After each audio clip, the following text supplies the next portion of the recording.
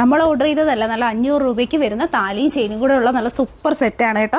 അപ്പം നമ്മളിപ്പോൾ ജസ്റ്റ് എടുത്തുകൊണ്ട് വന്നിട്ടേ ഉള്ളൂ. നമുക്ക് നോക്കാവേ, ഇതൊന്ന് പൊട്ടിച്ച് നമുക്ക് ഐറ്റംസ് നോക്കാം.